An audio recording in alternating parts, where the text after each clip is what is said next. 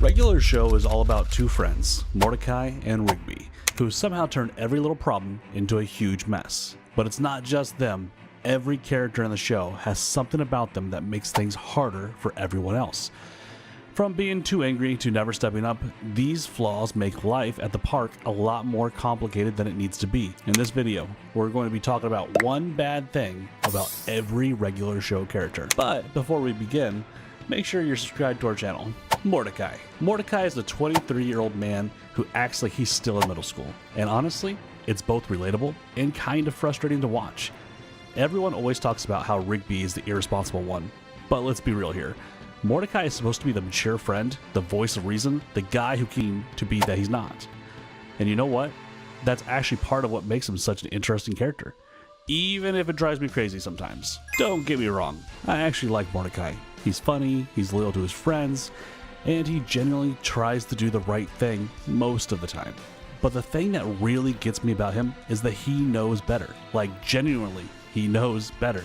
But he keeps making the same questionable choices over and over because his taking responsibility is apparently too hard for him. It's one of those character flaws that makes him human and frustrating at the same time. Let's start with the very first episode, The Power, because wow, does this set the tone for everything that follows. So Mordecai and Rigby break a massive hole in their wall while wrestling with a doll. Already, we're looking at two grown men acting like children. But honestly, we've all had moments where we goofed around and broke something. The real problem comes when they realize they're going to get in trouble. Instead of just owning it up to it like adults, Mordecai goes along with Rigby's plan to steal a magical keyboard from some wizard and use it to manipulate their boss into giving them raises. Think about that for a second. A 23-year-old man chose supernatural manipulation over just saying, "Hey boss, we messed up and we'll fix it." Now, in his defense, telling Benson you broke something is genuinely terrifying. The guy turns red and screams about firing people on a regular basis. But still, that's straight up refusing to live in reality. And when the keyboard actually works on Pops, giving them candy instead of money, does Mordecai think maybe we should stop here? Nope. He gets excited and decides that they should keep using magic to get whatever they want. This is where you really see Mordecai's problem, and it's weirdly relatable. He's actively making them worse because he gets caught up in the moment. When they successfully con Benson out of $40, which would have been enough to fix their problem, Mordecai is the one who says, "We can do everything we ever wanted."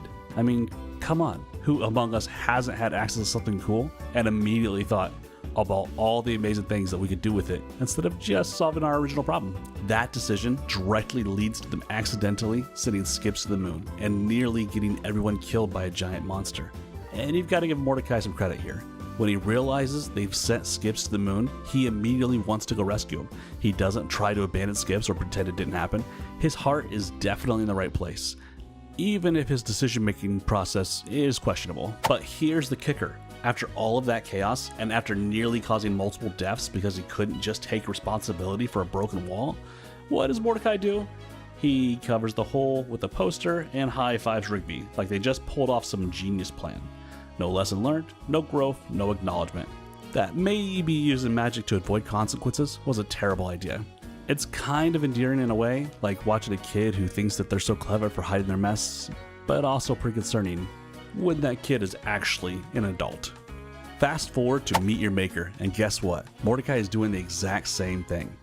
Rigby burned some expensive hot dogs because he used way too much lighter fluid, and instead of just telling Benson what happened, Mordecai agrees to sneak into the meat locker to steal replacement hot dogs. Now, to be fair to Mordecai, these aren't just any hot dogs, they're super extra premium grade A hot dogs that Benson special ordered and was really excited about. So you can understand why Mordecai might think, oh god, if we tell him we destroyed the special hot dogs, he might actually murder us this time. What really gets me about this episode though, is how Mordecai acts like he's the victim of Rigby's incompetence, but he keeps making choices that make everything worse. When they get into the meat locker and Rigby abandons his post to help search for hot dogs, causing them to get trapped, Mordecai's response is pretty human. He gets frustrated and angry, but instead of trying to problem solve, he just gives up. Like he literally prepares to die in a freezer rather than trying to figure out how to escape. And that meltdown is really telling about Mordecai's character. He screams at Rigby about how he can't fix anything and ruins people's lives. But like, dude, you're an adult. If you know Rigby can't fix things, why do you keep letting him try? It's this weird dynamic where Mordecai recognizes the problems but doesn't take charge to solve them. He's stuck in this middle ground where he's too responsible to ignore problems but not responsible enough to actually take control. What makes this even more interesting is that Rigby actually comes through in the end. While Mordecai's having his breakdown, Rigby manages to find the talking hot dogs and negotiate their escape. Of course, the hot dogs turn out to be evil and try to eat everyone, but hey, at least Rigby was trying to fix things. Meanwhile, Mordecai was just waiting to freeze to death. But the most interesting evidence of Mordecai's character comes in the series finale, a regular epic final battle. This is literally the fate of the entire universe we're talking about. And Mordecai is still approaching problems with the same mindset he's had since day one. When the universe resets and he gets his memories back, he's skeptical and needs Rigby to convince him that they should do something about the universe-ending battle happening. Now, you could see this as Mordecai being stubborn and irresponsible, but you could also see it as him being cautious after years of magical schemes going horribly wrong. Maybe he's learned that jumping into supernatural situations without thinking them through tends to make things worse. That would actually be character growth, even if it's not the most heroic kind. Even when he finally accepts that they need to help, his plan is basically the same reckless, last-minute intervention strategy he's been using the whole series. When he realizes that Pops and Anti-Pops are about to collide and reset the universe, his solution is to fly directly between two cosmic beings in a desperate attempt to stop them. And you know what? That's actually pretty brave. Stupid, but brave. Mordecai sees the universe about to end and his immediate thought is, I have to try to stop this, even if it kills me. Of course it doesn't work, the rejection system fails, and Mordecai's final act in the original timeline is getting himself and Rigby erased from existence, because he still approaches problems with more heart than brain. But honestly, at least he tried. At least when faced with universal destruction, his instinct was to help rather than hide. The thing that makes Mordecai such a complex character is how his immaturity affects everyone around him, but also how much people clearly care about him, despite his flaws. Benson spends the entire series stressed out because he's trying to manage employees who refuse to act their age, but he actually never fires them. Skips constantly has to bail them out of supernatural disasters, but he keeps doing it because he genuinely cares about these idiots. And let's talk about his relationship with Rigby for a second, because it's actually pretty sweet, even though it's dysfunctional. Mordecai goes along with Rigby's terrible schemes, and then he gets frustrated when those schemes inevitably backfire.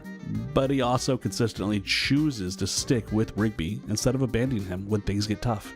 That's real friendship, even if it's not always healthy friendship. This pattern repeats throughout the entire series.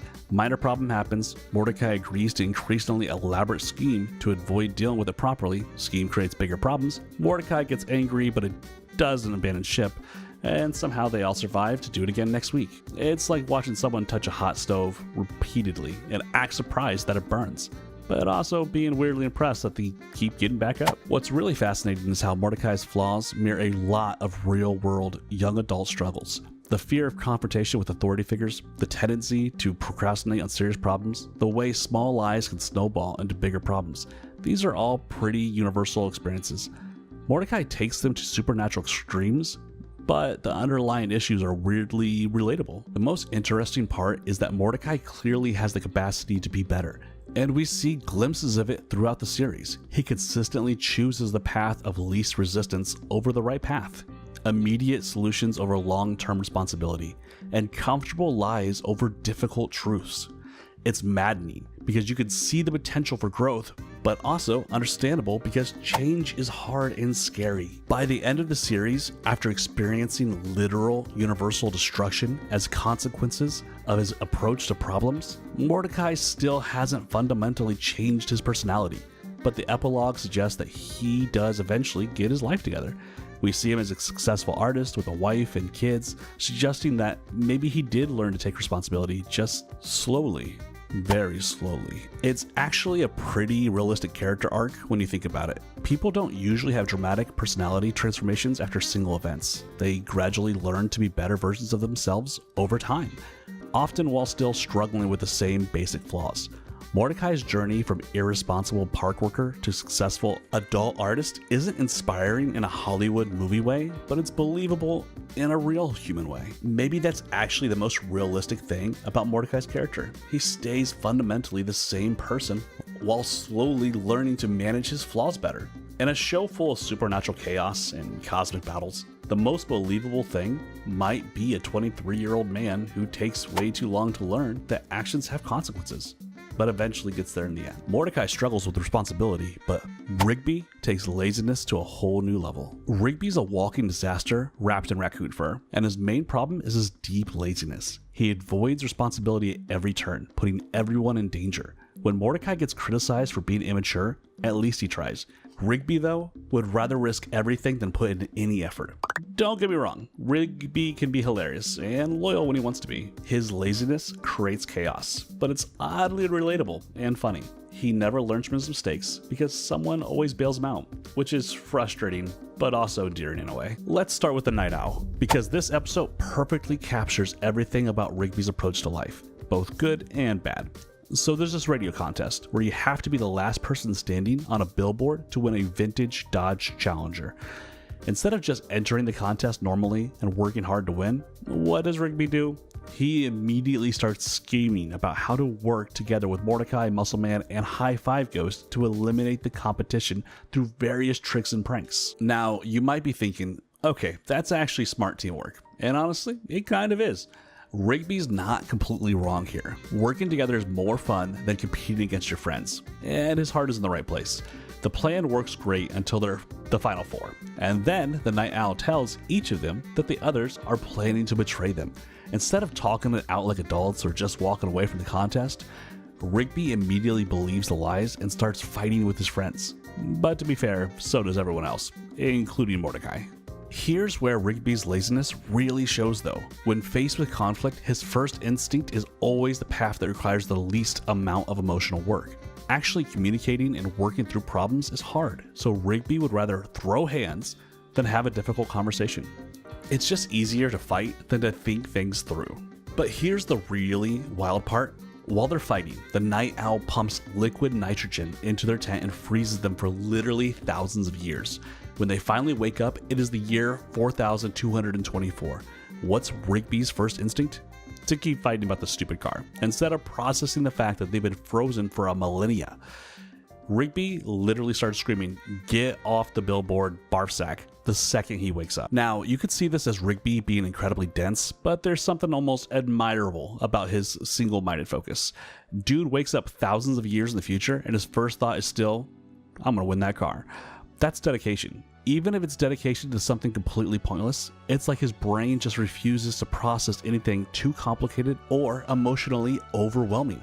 Even when they realize the Night Owl tricked them, Rigby doesn't really learn anything meaningful from the experience. But honestly, who would? They escape, go back in time, and punch the Night Owl, which is probably the most reasonable response to being frozen for thousands of years.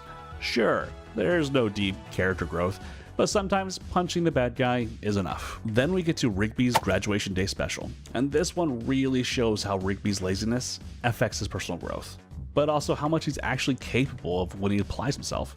The episode starts with Rigby celebrating that he's finally graduating high school, which is genuinely impressive. Like, the guy dropped out and then came back years later to finish his education. That takes real commitment, even if his day-to-day approach is still pretty lazy. When Principal Dean tells him he has to go give a speech on live television for Inspire America, Rigby's immediate response is panic, which is totally understandable. Public speaking is terrifying, especially when it's being broadcast nationally. So what does he do? He cobbles together his ridiculous performance with sparklers on his helmet, a scooter entrance, and a smoke bomb exit. It's completely over the top, and kind of brilliant in its own way. The really cool part is that Rigby clearly has the capacity to be insightful and articulate. When he finally gives his real speech at the end, it's actually really good. He talks about how once you do the hard stuff, it becomes not that hard, and reflects on his journey of personal growth. The fact that he can deliver something that meaningful shows he's just lazy about things that don't matter to him personally. And let's talk about how his situation affects Mordecai in this episode. While Rigby is panicking about his speech, Mordecai is driving across the desert to get Rigby's favorite seasonal soda for his graduation party. That's genuine friendship right there, even if Mordecai gets frustrated about it. When Mordecai finally snaps and tells Rigby to figure it out for himself, you can understand both sides. Rigby needs support from his best friend, but Mordecai also needs to feel like their friendship isn't completely one-sided. The most interesting example of Rigby's laziness comes in the Christmas special. The episode should be a fun holiday adventure, but Rigby's approach to the situation nearly results in the permanent destruction of Christmas. When Santa crash lands in Skip's garage and gives them a magical box that needs to be destroyed, Rigby's contribution to this universe-saving mission is mostly asking questions and trying to understand what's happening, which is actually pretty reasonable. The box contains dark magic that makes people violent and greedy when they look inside. Santa explicitly tells them not to look into it and destroy it immediately. But when they bring the other park workers to see Santa and he's mysteriously disappeared, Rigby just stands there while Benson opens the box, and everyone gets possessed by its evil power. To be fair though, what was he supposed to do? Tackle his boss? Sometimes the lazy approach of wait and see what happens is actually the smart play. Even during their quest to destroy the box in a lava pit, Rigby's laziness creates some problems, but also leads to unexpected solutions. When they're sneaking through East Pines Park, he messes around with a snowman, fixing it, which triggers an alarm and gets them all captured. But this also leads to them getting actual help from Gene and the East Pines crew. So maybe his goofing around actually helped in the long run. During the booby trap sequences, Rigby consistently takes the safer role, while others do the dangerous work. But honestly, that's just smart risk management. Muscleman volunteers to dance through the spike trap, Benson plays the high-stakes pinball game, and Pops wrestles a giant polar bear. Rigby reads instructions and provides moral support, which might still be helpful. Not everyone has to be the main character. What's interesting about Rigby's character is how his laziness creates this dynamic where other people want to help him. Mordecai covers for him at work, Skip bails them out of supernatural disasters, Benson somehow never actually fires him, despite multiple incidences. Even Santa Claus takes time out of his busy schedule to help fix messes that Rigby helped create. There's something about Rigby that makes people want to look out for him, even when he's being irresponsible. This pattern means Rigby never really faces serious consequences for his laziness, but maybe that's not entirely bad. When you're surrounded by people who care about you, it creates this safety net that allows you to take risks and make mistakes without completely destroying your life.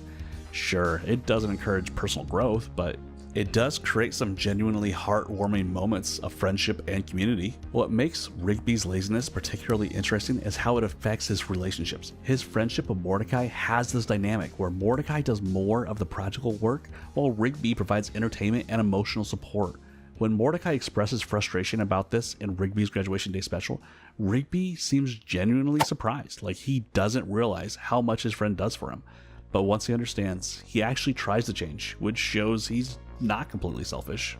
His laziness also creates some unexpected character development opportunities throughout the series. We see glimpses of Rigby and what he can accomplish when he actually cares about something. His graduation, his relationship with Eileen, helping his friends in crisis situations. His default mode might be lazy, but he's capable of real effort when it matters. The workplace dynamic is definitely affected by Rigby's approach to work, but it's also kind of hilarious. Benson spends most of the series stressed about managing employees who treat their jobs like a hobby, but the park also seems to function just fine despite their antics. Maybe Rigby's laid-back approach to work isn't actually that harmful in a job that mostly involves maintaining a public park. What's genuinely touching about Rigby's character is that his laziness doesn't come from malice or selfishness. It comes from wanting life to be fun and easy. He just wants to enjoy himself and avoid unnecessary stress. That's pretty relatable, even if it's not always the most reasonable approach. Another thing that makes Rigby's laziness almost endearing is how creative he gets when he's trying to avoid work. This guy will put more effort into elaborate schemes to get out of doing his job than it would take just to do the job in the first place. It's like his brain is wired to find the most complicated solution to simple problems, which creates some of the show's funniest moments. His relationship with Eileen also shows how his laziness can actually work in his favor sometimes. Eileen clearly appreciates Rigby's laid-back attitude and his ability to find fun in ordinary situations. While other people might find his approach to life frustrating, she seems to genuinely enjoy his spontaneous, carefree personality. It's a good reminder that not everyone values the same things, and sometimes being relaxed and fun is more important than being super responsible. The series finale shows that Rigby eventually gets his life together, and he has a family, seems happy, and appears to have found a good balance between his natural, laid-back personality and adult responsibilities. His character growth happens gradually over many years, which feels realistic. People don't usually overcome fundamental personality traits through dramatic revelations. They just slowly learn to manage their worst impulses while keeping the parts of themselves that work. What's also interesting is how Rigby's laziness often leads to unexpected learning experiences. Because he avoids traditional approaches to problems, he ends up in these wild situations, forcing him to think creatively and adapt quickly. Sure, he might not study for tests or write speeches in advance, but he's great at improvising and finding solutions on the fly. That's a different kind of intelligence that doesn't always get recognized in a traditional setting. His graduation speech is actually a perfect example of this. When he finally gets up there and speaks from the heart, he delivers something genuinely inspiring about how doing hard things makes them easier over time. He learned that lesson through lived experience and genuine reflection. Sometimes the lazy path actually leads to deeper understanding, even if it's not the most efficient route. Maybe that's what makes Rigby such an endearing character, despite his flaws. He represents the part of all of us that just wants to relax and have fun instead of dealing with adult responsibilities. His loyalty to his friends and his ability to find joy in simple things makes him likable even when he's being irresponsible. Sure, his laziness creates problems, but it also leads to some of the show's funniest and most heartwarming moments. In the end, Rigby's laziness is both his biggest weakness and part of his charm. It creates chaos and frustration, but it also makes him who he is. A loyal friend who reminds everyone around him that life should be fun, even when you're saving the universe. His approach to life might not be the most responsible, but it's authentically him, and there's something valuable about staying true to yourself, even when the world expects you to be someone else. Rigby's laziness causes chaos, but bonds friends, while Benson's anger just creates more problems for everyone. Benson. Okay, so let's talk about Benson, because this dude has some serious anger management issues that honestly make him kind of a nightmare to work for. Yeah, I get it. He's trying to run a park while babysitting two grown men who somehow turn raking leaves into an interdimensional chaos. But here's the thing. Screaming at people until your head literally changes color is just having a public meltdown every single day. I mean, don't get me wrong. Benson's situation is genuinely frustrating, and the guy deserves some sympathy for what he has to deal with, but his approach to handling workplace problems is basically just scream first, ask questions never, and that's not exactly creating a healthy work environment for anyone involved. What really gets me about Benson is how his anger actually makes every situation worse. Like, if he could just take a deep breath and communicate like a normal person, half the problems in the show wouldn't even happen. But instead, he goes from 0 to nuclear rage in about 2 seconds, which just makes everyone want to lie to him or avoid him completely. It's this weird cycle where his anger creates the exact problem he's trying to prevent. Let's start with Grilled Cheese Deluxe, which is basically a masterclass in how not to handle workplace conflict. The whole mess starts because Benson thinks Mordecai and Rigby stole a sandwich. Now, any reasonable manager would probably just ask, "Hey, did you guys take my food?" and then work out a solution from there. But Benson, he storms in already furious and immediately starts accusing them of lying. When Rigby tries to explain that the name on the bag is just misspelled, Benson doesn't even consider that this might be true. He just screams, "Stop lying," like he's already decided they're guilty. That's not problem solving. That's just someone who's so used to being angry that they can't process new information anymore. His default assumption is that everyone's trying to deceive him, which probably says more about his mindset than theirs. The really crazy part is that Benson's explosive reaction is what launches the entire adventure. If he had just stayed calm and asked them to replace the sandwich, they probably would have said, "Sure, no problem." And that would have been the end of it. Instead, his immediate jump to rage mode creates the situation where Mordecai and Rigby feel like they have to prove something, which leads to them lying to astronauts and nearly getting killed in an antimatter chamber. And here's what really bothers me. Even after they go through this insane ordeal and bring back his completely destroyed sandwich, Benson still doesn't learn anything. When they try to explain what happened with the astronauts and the compound, he just assumes they're lying again. It's only when Mordecai gives him a boring, simple explanation that he accepts it. The guy literally cannot handle complexity when he's in an angry mode. The best VHS in the world shows how Benson's anger affects his ability to actually solve problems. Throughout the episode, he's dealing with issues in the ventilation system, but instead of methodically troubleshooting what's wrong, he just gets increasingly frustrated and fixated on one explanation. He's convinced it's rats, so he keeps talking about getting bigger mousetraps instead of actually investigating. What's telling about this episode is how his anger makes him tunnel vision on solutions that don't work. If he had stayed calm and actually looked into what was causing the problems, he might have discovered the gnome living in their vents way sooner.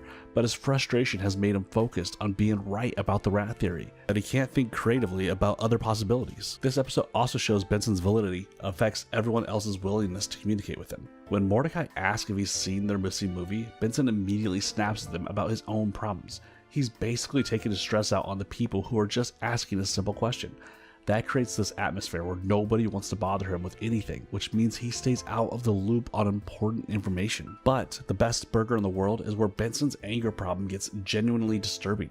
The setup is actually pretty reasonable. He gives Mordecai and Rigby a list of overdue work and tells them they can't get burgers until they finish. That's fair management.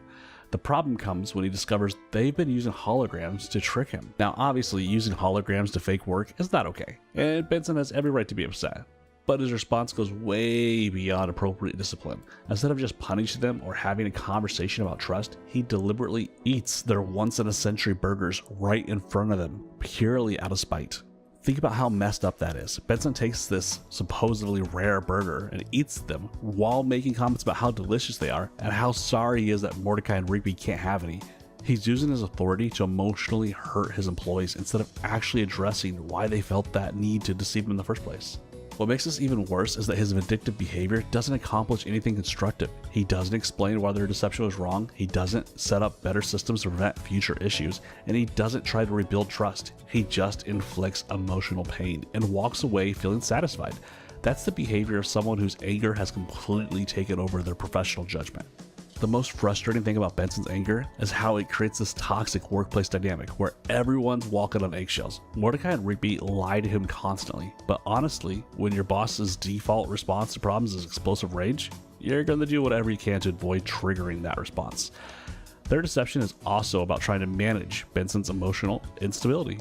This creates a vicious cycle where Benson's anger makes his employees dishonest with him, which gives them more reasons to be angry, which makes them even less likely to tell him the truth. If he could just regulate his emotions and respond to problems calmly, his workplace would probably function so much better. But his inability to control his temper has poisoned the entire environment.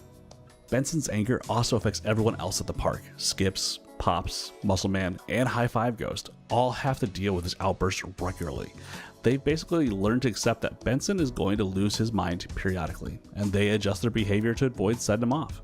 That's not healthy for anyone involved, and it definitely doesn't create a positive work environment. What's particularly sad is that Benson clearly cares about doing a good job and keeping the park running smoothly when he's not in full rage mode.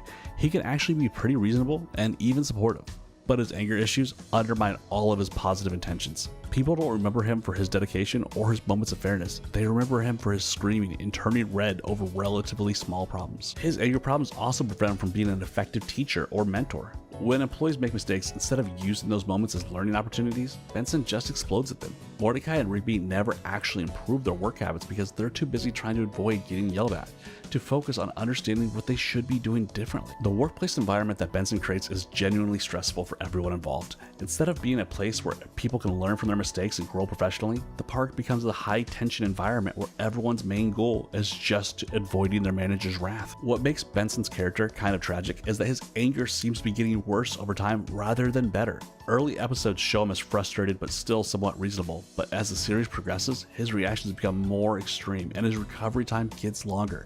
It's like anger is becoming his default emotional state instead of something that happens when he's particularly stressed. The most damaging aspect of Benson's anger is how it prevents any real resolution to ongoing problems. Instead of addressing root causes, he just explodes and then moves on without actually changing anything.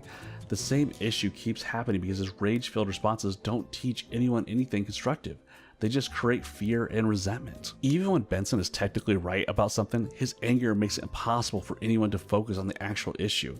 In The Best Burger in the World, he's completely justified in being upset about the hologram deception, but his explosive reaction and spiteful behavior overshadow any legitimate point he could have made about trust and responsibility. By the end of the series, Benson does seem to develop better emotional regulation, especially in his relationship with Pam, but it takes years for him to learn those basic life skills. And in the meantime, his anger issues create countless problems for everyone else around him. The really frustrating thing is that most of these problems could have been avoided with some basic communication skills and emotional intelligence. In the end, Benson represents the type of boss or authority figure we've all encountered. Someone who might mean well, but whose emotional validity makes them exhausting or unpredictable to deal with. His anger might be understandable given his circumstances, but it's not excusable, and it definitely doesn't solve anything. If anything, it just creates new problems while making everyone else's job harder and more stressful. Benson's anger causes chaos, while Pop's childishness makes everything worse. Pops. Everyone loves him because he's sweet and innocent, but honestly, his extreme childishness creates some serious problems that nobody wants to talk about.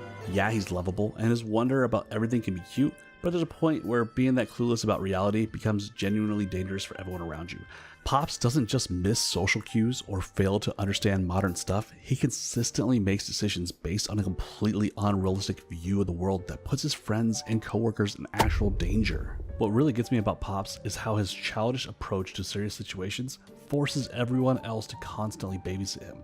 Like, this is supposedly a grown man who owns property and has responsibilities, but he approaches every problem with the mindset of a 6-year-old who thinks everything will work out if you're just nice enough. Let's start with Pop's favorite planet, which perfectly demonstrates how Pop's childlike obsession with simple things can escalate into genuinely dangerous situations. The whole episode starts because Pops has this innocent fascination with the planet he's been watching since childhood, which sounds sweet until you realize he's willing to put everyone at risk just to satisfy his nostalgic feelings. When the house gets infested with termites and everyone has to leave, Pops refuses to go to the nice hotel because he has a date with his favorite planet.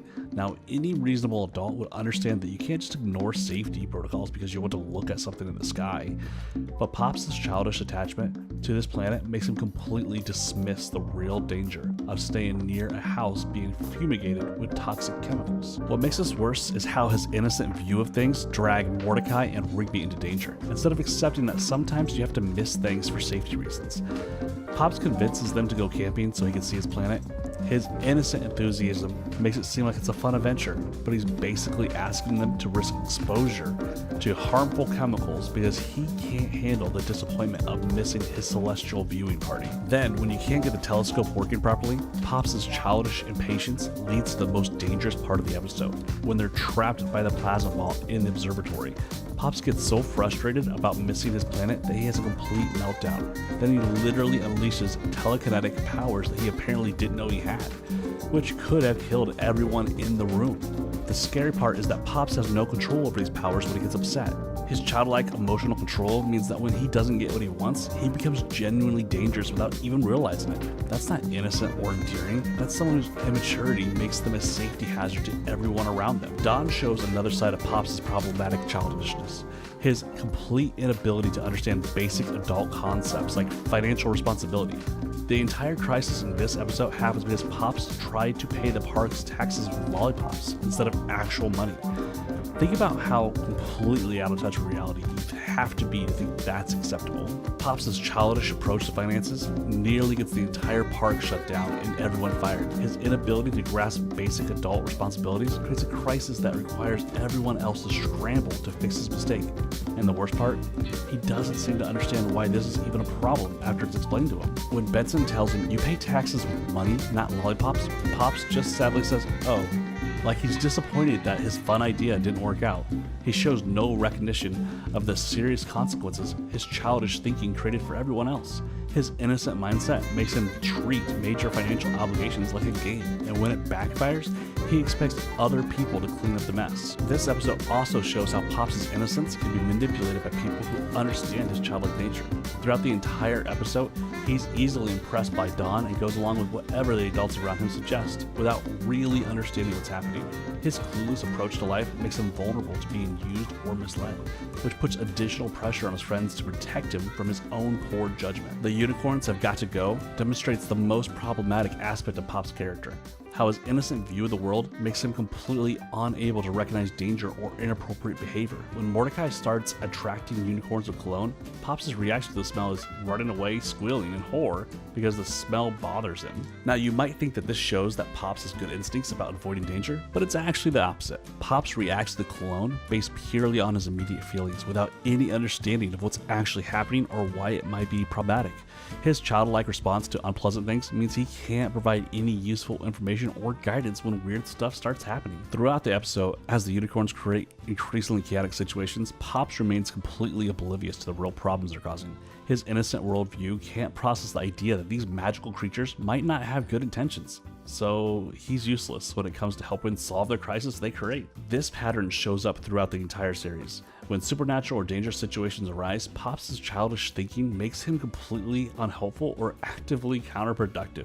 His childlike wonder might seem charming, but it means he can't contribute to solving problems or protecting himself or others when things get serious. What makes Pops' innocence particularly frustrating is how it affects the workplace dynamic at the park. Benson has to manage someone who can't be trusted with basic adult responsibilities, which adds enormous stress to his already difficult job.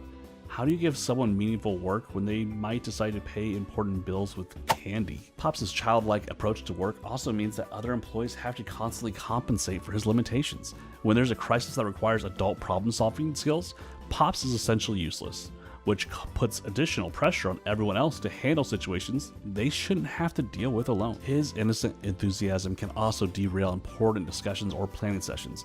When adults are trying to have serious conversations about real problems, Pops' childlike comments and misunderstandings can waste valuable time and energy that should be focused on actual solutions. The most concerning aspect of Pops' character is how his childish thinking prevents him from learning from dangerous experiences. After the plasma ball incident and Pops' favorite planet, he doesn't seem to develop any awareness of his own potential dangerous abilities or the need to be careful about emotional outbursts. He just goes back to his normal childlike behavior without any increased wisdom or caution. Similarly, after the tax fiasco in Dawn, Pops doesn't appear to develop any better understanding of financial responsibilities or the consequences of his innocent decisions. He continues to approach adult obligations with the same childlike mindset that created problems in the first place. The pattern of not learning from serious consequences shows that Pops just can't develop adult coping skills or good judgment. Pops' innocence also creates a difficult situations for his friends and his employees. How do you treat someone whose childlike mental state makes them vulnerable to manipulation and poor decision making? Do you protect them by limiting their freedom? Or do you respect their apparent wishes even when those wishes are based on unrealistic understanding of situations? The show generally handles this by having other characters just accept Pops' limitations and work around them, but that's not realistic in the real world. In reality, someone with Pops' level of cluelessness about important adult responsibilities would need significant support and oversight to avoid creating constant crises. What's particularly troubling is how Pops' wealth and property ownership give him power and influence despite his questionable judgment. He owns the park and has significant financial resources, but his decision-making abilities are those of a child. That's a dangerous combination that could easily be exploited by people with bad intentions. The show treats Pops' childishness as mostly harmless because he's surrounded by people who care about him and protect him from the worst consequences of his poor judgment. But that protection comes at a cost to everyone else, who have to constantly manage the additional risk and complications that his childlike approach to life creates. His innocent thinking also limits his ability to provide meaningful support to his friends when they face serious problems. When Mordecai and Rigby are dealing with relationship issues, work stress, or supernatural crises, Pops' childlike perspective makes him unable to offer useful advice or assistance. He can provide emotional support through his general kindness, but he can't engage with the actual complexity of adult problems. The workplace environment that Pops creates is genuinely stressful for people who have to be responsible adults. Instead of being a supportive colleague or helpful boss, he becomes another problem that needs to be managed on top of all the regular work responsibilities. That's exhausting for everyone involved. His childlike enthusiasm can also make serious situations worse by preventing proper focus on important issues. When there's a real crisis that needs immediate attention, Pops' innocent distractions and misunderstandings can delay critical decision-making and problem-solving effort. What's most frustrating about Pops is that his innocence seems almost willful at times. It's like he chooses to remain childlike because it's easier than dealing with adult complexity or responsibility. By the end of the series, Pops does undergo significant character development and makes the ultimate sacrifice to save the universe, which suggests he was capable of growth and mature decision-making all along. But for most of the show, his extreme childishness creates ongoing problems that everyone else has to manage while pretending it's just charming eccentricity. In the end, Pops represents a particular type of person whose childlike innocence, while well-intentioned, creates real burdens for everyone around them. His clueless approach to life might be endearing in small doses, but when it comes to important responsibilities and dangerous situations, his inability to think and act like an adult puts everyone at risk and forces others to constantly compensate for his limitations. While Pops' childishness creates constant chaos, Skips' emotional distance keeps him isolated and unable to truly connect with others. Skips. Everyone sees Skips as this wise mentor figure who always has the answers and can fix any supernatural problem that comes up. But honestly, his biggest problem is his complete inability to let anyone actually get close to him. The guy has been alive for centuries and has all the knowledge and experience, but he keeps everyone at arm's length with his stoic, emotionally distant approach to relationships. Sure, he helps people and gives advice, but he never lets anyone help him back or see what's really going on beneath that calm exterior. His emotional guardedness creates this weird dynamic where everyone depends on him, but nobody really knows him. He's like the ultimate emotional support person who won't accept any emotional support in return, and that's not healthy for anyone involved. Let's start with Skips' strikes, which perfectly shows how Skips' emotional walls create problems for everyone around him. The whole crisis in this episode happens because Death threatens to reveal some secret from Skips' past. And instead of just telling his friends what's going on, Skips decides to quit the bowling team and disappear. Think about how selfish that actually is. He'd rather let his friends face potential danger than risk being emotionally vulnerable with them. When Death confronts him in the bathroom and threatens to expose his secret, Skips' immediate response is shame and fear about what his friends might think of him. He tells Death if that secret came out, it could ruin me, which shows how much he's built his identity around maintaining this perfect, mysterious image, instead of trusting that his friends care about him enough to accept whatever's in his past. He assumes the worst and chooses isolation over honesty. The really messed up part is that his secret turns out to be completely harmless. His real name is Walks instead of Skips. That's it. He puts everyone through this whole ordeal, including risking their souls in a supernatural bowling match because he was embarrassed about a name change. The fact that he was willing to let Death potentially take his friends' souls rather than admit to something so minor shows how deeply his emotional guardedness has warped his priorities. When he finally reveals the truth at the end, it's only because his friend's safety is on the line, not because he's actually learned to be more open with them. Even then, when they ask why he skips instead of walks, he shuts down again and says they've heard enough secrets for one night. The guy literally cannot help himself from putting up walls, even after supposedly learning his lesson about hiding things from people who care about him. Moving on to the Dream Warrior, we see how Skips treats even the most intimate situations like technical problems to solve. Throughout this episode, he's called upon to help battle nightmare aliens in Pops' dreams. And as usual, he steps up with mystical knowledge and abilities. But what's really telling is his complete clinical approach to what should be an emotionally charged situation. When Skips explains his technique for linking subconscious minds together, he mentions learning it in the 60s, like it's just another skill in his toolkit. He doesn't share any context about why he learned it or what experiences led to that knowledge. This is classic Skips behavior. He'll share the practical information, but never the personal context that might help his friends understand him better. The most revealing moment comes when everyone enters the dream world to fight the nightmare alien. Skips approaches this like a military operation, giving instructions, trying to coordinate the attack. But when things go wrong and people start getting knocked out of the dream, he doesn't show any real emotional response. He just moves on to the next solution without acknowledging the fear or concern he might be feeling for his friend's safety. What's ironic is that this episode is literally about helping someone overcome nightmares and fears, but Skips never acknowledges that he might have his own fears or emotional struggles. He's always the helper, never the helped. And that dynamic keeps him isolated even when he's actively involved in intimate, vulnerable situations with his friends. Then there's a Skips in Time, which shows the most damning evidence of how his emotional distance has affected who he's become as a person. When his younger self Walks appears in the past, we get to see the contrast between who Skips used to be and who he's become. Young Skips was impulsive, adventurous, and emotionally expressive, while current Skips is cautious, responsible, and emotionally shut down. The way Skips reacts to his younger self is really telling. Instead of seeing this as an opportunity to reconnect with parts of himself, he's lost. He's embarrassed and defensive about who he used to be. When Walks criticizes him for being boring and helping people, Skips doesn't defend his choices or explain how his experiences shaped him. He just accepts the criticism and tries to manage the situation practically. What's most revealing is how Skips handles the aging crisis. As the timeline starts catching up with him and he begins aging rapidly, he doesn't use this as an opportunity to share meaningful moments with his friends or express how much they mean to him. Even when he's literally dying, he stays in practical problem-solving mode, focused on getting Walks back to the right time period. The contrast between how Walks and Skips approach relationships is striking. Walks immediately bonds with Mordecai and Rigby over video games and pizza pouches, showing genuine enthusiasm and connection. Meanwhile, Skips watches from a distance, unable to participate in that kind of spontaneous, unguarded interaction. His emotional walls have become so automatic that he can't even enjoy simple moments of friendship. When Mordecai and Rigby try to comfort the aging Skips by reminding him of all the times he's helped them, it's a sweet moment, but it also highlights the fundamental imbalance in their relationships.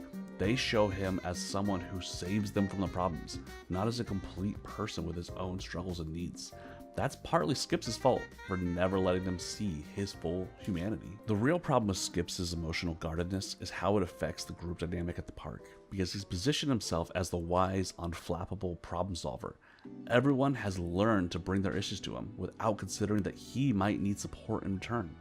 This creates an exhausting burden for Skips and prevents his friends from developing their own problem-solving skills. His reluctance to share his past or his feelings also means that his friends never really understand what motivates him or what he's been through.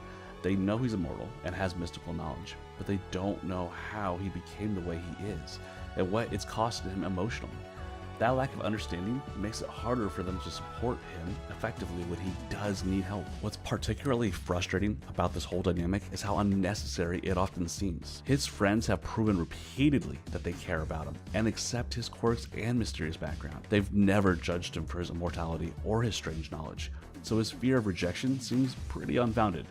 But emotional walls, once built, can be incredibly hard to tear down. His tendency to treat everything like a problem to be solved rather than an experience to be shared also limits his ability to enjoy life and build meaningful memories with others. He approaches friendship like it's another responsibility rather than a source of joy and connection.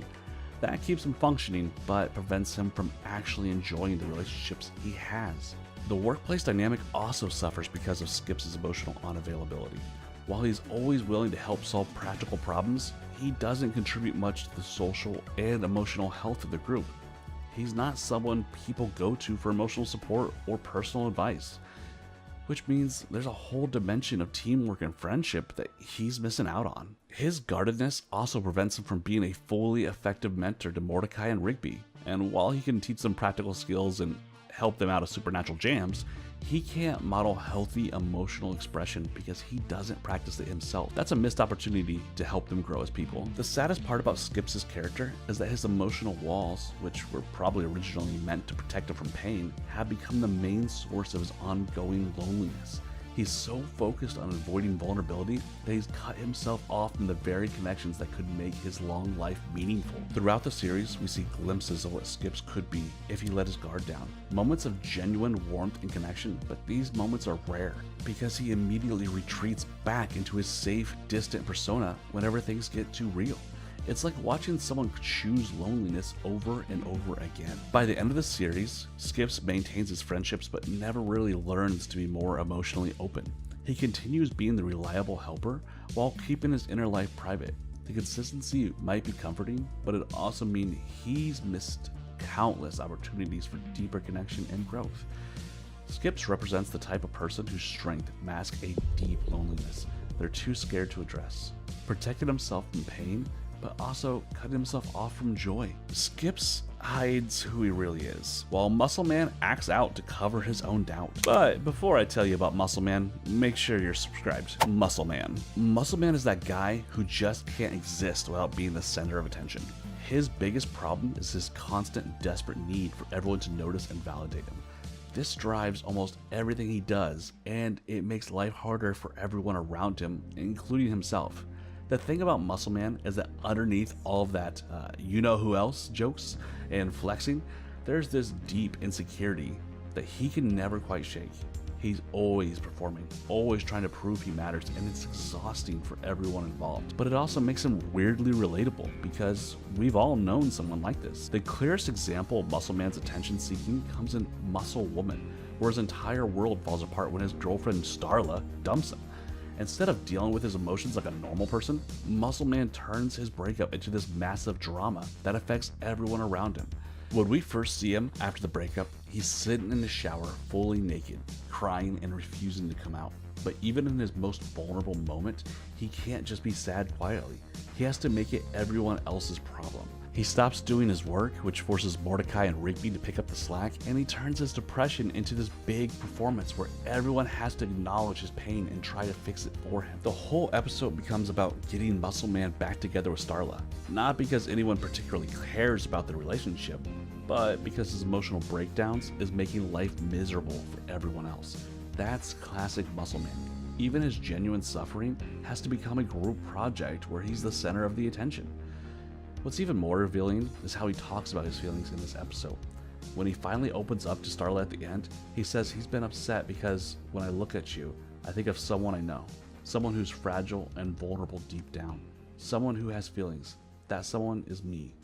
It's this moment of genuine vulnerability, but even then, he's making it about himself and his need to be seen and understood. I Like You High gives us another angle of Muscleman's attention-seeking behavior. When Mordecai is dealing with his texting mishap with CJ, Muscleman immediately jumps in with his own solution to the problem. He calls CJ pretending to be a phone thief who's been texting people, "I like you high," all day. It's this completely ridiculous plan that has no chance of working, but Muscleman is so eager to be helpful and relevant to the situation that he doesn't think it through at all. The fact that CJ immediately recognizes his voice just makes it more embarrassing, but what's interesting is that Muscleman doesn't seem particularly bothered by his failure. He's just happy to have been involved, to have had a moment where everyone was paying attention to his idea. That's what he really wanted. Not to actually help Mordecai, but to be part of the story, to matter in some way. Caffeinated concert tickets shows us yet another side of his behavior. In this episode, Muscleman and High Five Ghost already have tickets to see the Fist Pump concert, and Muscleman makes sure everyone knows it. He's driving around shirtless on a golf cart yelling, "That's right ladies, we got 2 tickets to Fist Pump. See you later, grandmas." Muscleman is making sure everyone sees that he's part of something cool, something exclusive. He could have just quietly enjoyed having the tickets, but that's not how Muscleman works. Everything has to be a performance. Everything has to be an opportunity to show off and get attention from others. What makes this particularly telling is that he's not even trying to be helpful or include anyone else. He's just rubbing it in, that he has something they don't. It's pure attention-seeking behavior, and it shows how his need for validation can make him genuinely mean toward people who are supposed to be his friends. Muscleman's desperate need for attention creates problems for everyone around him on a regular basis. In Musclewoman, his inability to handle his breakup privately means that Mordecai and Rigby have to do all his work, while also trying to manage his emotional crisis. They didn't sign up to be his therapist or his personal assistants, but Muscleman's attention-seeking behavior forces them into these roles. This is a pattern that repeats itself throughout the entire series. Muscleman's problems become everyone else's problems because he can't handle anything without making a big dramatic production. His coworkers can't just ignore him when he's having a crisis because he'll make sure his crisis affects their ability to do their jobs or enjoy their lives. The episode also shows how his attention seeking can be genuinely harmful to other people. When Starla goes on her rampage after Mordecai breaks up with her, it's partly because of the situation that Muscleman's initial breakdown created. His inability to deal with rejection maturely set off a chain of events that put multiple people in danger and destroyed a significant portion of the park. In I Like You High, Muscleman's eagerness to be involved in Mordecai's problem actually makes things worse. His phone call to CJ doesn't help anything. It just adds another layer of confusion and embarrassment to an already awkward situation.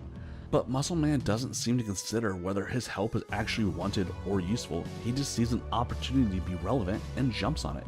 This kind of behavior is exhausting for the people around him. They can't have their own problems or their own moments without Muscleman trying to insert himself into the situation. It's not that he's necessarily trying to be selfish. He probably thinks he's being helpful, but his need for attention and validation makes him tone deaf to what other people actually need from him. What makes Muscleman's attention seeking particularly sad is that it's clearly rooted in some deep worries about his own worth. This is a guy who fundamentally doesn't believe he's interesting or valuable enough to deserve attention just for being himself. So he has to constantly perform and create drama to get people to notice him. In Muscle Woman, we get a rare glimpse of who Muscleman really is when he reveals his real name, Mitch Sorestein. It's this vulnerable moment where he drops the Muscleman persona and just talks about his feelings honestly. But even then, he can only do it in the context of this big dramatic situation where everyone is watching and waiting to see what happens. The fact that he goes by Muscleman in the first place is telling. It's this over-the-top persona that's designed to get attention and project strength, but it's also clearly compensating for something. Real confidence doesn't need to announce itself that loudly or that constantly. His relationship with High Five Ghost is intersected in this context because High Five Ghost is one of the few people who seems to genuinely appreciate Muscleman without requiring a big performance. But even with High Five Ghost, Muscleman can't seem to just relax and be himself. He's always on, always performing, always trying to be entertaining or impressive. One of the most frustrating things about Muscleman is that he never really seems to learn from his mistakes or grow past his need for attention. Episode after episode, he makes the same basic error of prioritizing being noticed over being genuinely helpful or considerate. And Muscle Woman, he does have that moment of genuine vulnerability with Starla, where he opens up about his feelings. But in subsequent episodes, he's right back to his old patterns of attention-seeking behavior. The growth doesn't stick, which suggests that his need for validation is so deep-rooted that temporary moments of self-awareness aren't enough to change it. The lack of growth is both realistic and frustrating. In real life, people with deep-seated worries don't usually overcome them because of one dramatic moment of honesty. It takes sustained effort and self-reflection, and Muscleman doesn't seem capable of any kind of sustained personal work. But it also means that he continues to create the same kinds of problems for the people around him. His friends can't rely on him to handle situations, not maturely, because they know he's going to prioritize getting attention over doing what's actually helpful or appropriate. Muscleman's behavior serves as an important function in a regular show because it provides a lot of interpersonal conflict that drives the episodes forward. His inability to handle things quietly and mature creates situations that the other characters have to deal with, which gives the show opportunities to explore themes about friendship, responsibility, and growing up. But it also makes him one of the most realistic characters on the show. Despite all of his supernatural weirdness that surrounds him, everyone knows someone like Muscleman. Someone who can't just exist without constantly seeking validation. Someone who turns every situation into an opportunity to get attention. It's an exhausting personality type, but it's also very human. The show does a good job of making Muscleman sympathetic despite his flaws. Yes, his attention-seeking behavior is annoying and often harmful, but you can see where it comes from. He's not a bad person, he's just someone who never learned how to feel secure in his own worth without external validation. What regular show does well with Muscleman is to show both sides of his behavior, how exhausting and harmful it can be for everyone involved, but also how it comes from a place of real pain and worry. He's not seeking attention because he's some kind of show-off who thinks he's better than everyone else. He's seeking attention because he's terrified that he doesn't matter, that people won't care about him if he's not constantly entertaining them or creating drama. That's what makes him such a well-developed character. Even when he's being absolutely annoying, his flaws are understandable, even if they're not excusable, and his inability to overcome these flaws feels real in a way that's both sad and frustrating. Just like dealing with that person in your own life who can't seem to stop making everything about themselves. Muscleman craves attention and makes his problems everyone else's, while High Five Ghost does nothing and lets others handle everything for him. High Five Ghost. High Five Ghost is probably the most frustrating character in regular show. Not because he's actively annoying like some of the others, but because he's basically a non-entity who floats through life without ever taking charge of anything. His biggest problem is that he's essentially invisible when it comes to actually doing anything meaningful. He's the ultimate follower, someone who just goes along with whatever everyone else decides without ever stepping up to take charge or make his own choices. Looking at High Five's ghost behavior throughout the series, it becomes clear that his lack of initiative creates real problems for the other characters. In The Real Thomas, we see this play out in a major way when Rigby discovers that Thomas is acting suspiciously and tries to convince everyone that something's wrong. High Five Ghost doesn't take any meaningful action to help figure out what's going on. Even when it becomes obvious that Thomas is hiding something serious, High Five Ghost remains completely passive. He doesn't investigate, he doesn't ask questions, he doesn't try to help solve the mystery. He just floats around in the background while Mordecai and Rigby do all of the actual work of uncovering Thomas's true identity as a Russian spy. This is particularly frustrating because High Five Ghost is supposed to be Muscleman's best friend, and Muscleman is directly involved in helping to stall the Russian agents who are looking for Thomas. But instead of taking initiative to help his friend or contribute to the solution, High Five Ghost just goes along with whatever Muscleman tells him to do. He doesn't think for himself or try to understand the bigger picture of what's happening. When the gang discovers that Thomas has been a spy this whole time and that their entire workplace has been infiltrated, High Five's Ghost reaction is basically nothing.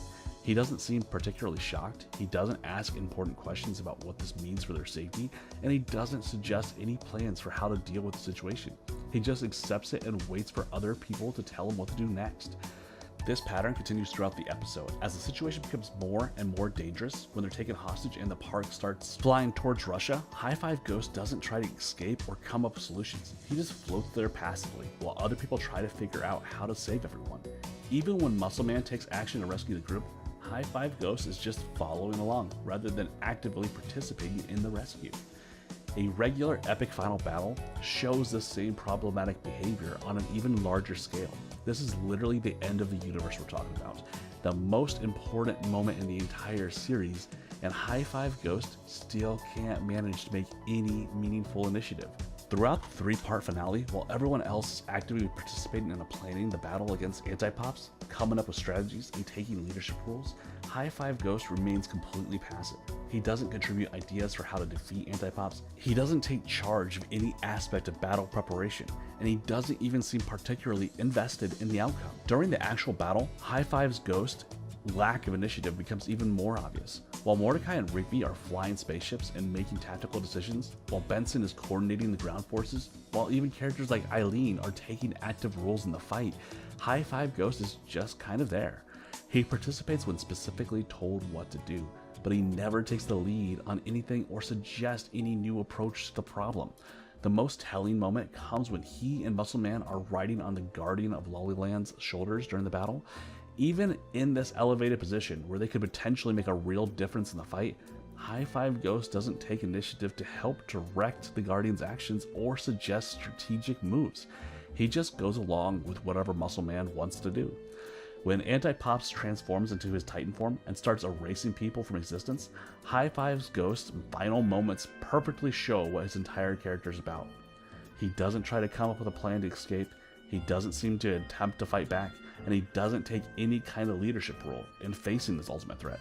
He just accepts what's happening and makes jokes with Muscleman before they both get erased. Even his death scene, which would be a moment of heroism at least, or meaningful character development, is completely passive.